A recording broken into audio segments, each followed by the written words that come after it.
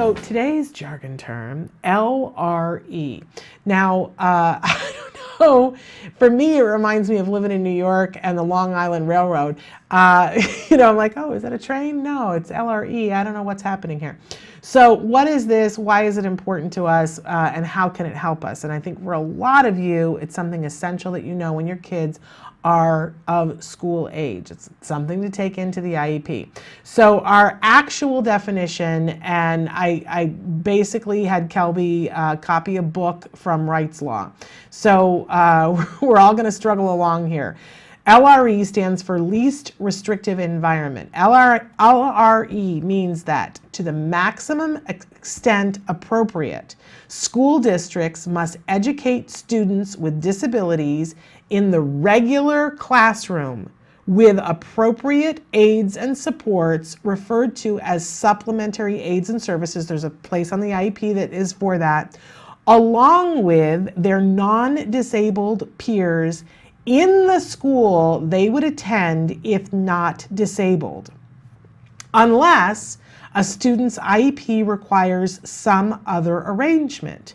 This requires an individualized inquiry into the unique education needs of each disabled student in determining the possible range of aids and supports that are needed to facilitate the student's placement in the regular education environment before a more restrictive environment or placement is considered. And again, that's coming to you. That's a direct quote from wrightslaw.com, www.wrightslaw.com. Okay, that's our actual definition coming to you from Wright's Law.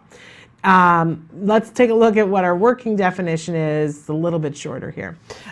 What we're talking about with LRE is mainstreaming and inclusion. These are the words that you're going to hear the most often. So here's what's important to me as a parent, to me as a former educator, and to share with all of you, is that in that language that we just talked about, you notice that it says we should make an effort to give this child, this student, an opportunity to be with their neurotypical peers in the classroom that they would have been if they weren't disabled and support them there, unless the IEP says something differently.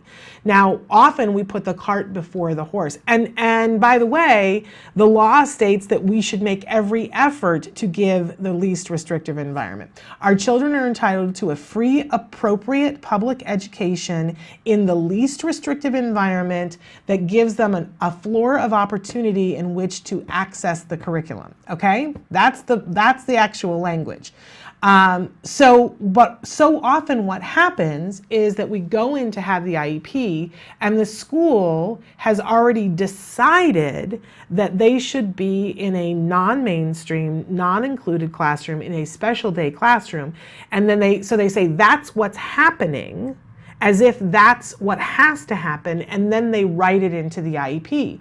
And once it is written into the IEP, well, then it meets the requirement. If the IEP specifies otherwise, then they can put them in a special day class. But do you see what I'm getting at? Until it's written into the IEP, they have a right to every possible opportunity to be able to be in the least restrictive environment. So as a parent, or as an individual who is on the autism spectrum and is advocating for themselves, we all need to understand that the presumption going in should be to fight for inclusion and mainstreaming if it is appropriate, and there are cases where it is not, and not the other way around.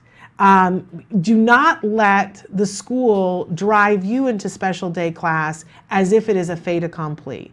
It is not, but once you sign the IEP, then you have circumvented what IDEA has given you, which is an opportunity to be mainstream. And for those of you who write in all the time and say, how do I fight for a one-on-one aid? You unpack your Wright's Law on them. Pull out the suitcase and unpack it and go, my child has a right to this first and foremost. Now, if your child is self-injurious, injuring other students, or disruptive to the point that the children around them or students around them cannot learn, you're going to have an uphill battle. And in that case, I would encourage you to consider putting them in another environment in which they can be kept safe and they can prevent injuring another student, because you don't want to deal with that, right? If your child has sensory issues to the point where being in a mainstream classroom with all of the noise that it has is insurmountable, like you can't make adjustments to it, then I would consider putting them in a special day classroom. If you know that your school's resources are such that inclusion isn't going to be done right, and I think out of the 3 examples, this is the one that comes up more. And the one that I hear parents saying, well, we chose the special day classroom not because it's what our child absolutely needs, but because our school couldn't do inclusion the way that it should be done. And inclusion done incorrectly can be a disaster. I want to encourage parents that if that is truly the case, fight. Fight, fight, fight to get the right supports, to get the right, because somebody has to do it at some point. And if you can do it, if you can't, no harm, no foul, right? If you're not up to it, and believe me, there are days when I am not up to it. But if you are up to it, fight for your child's rights to be in the classroom and make the school come up to the standards that the law provides for.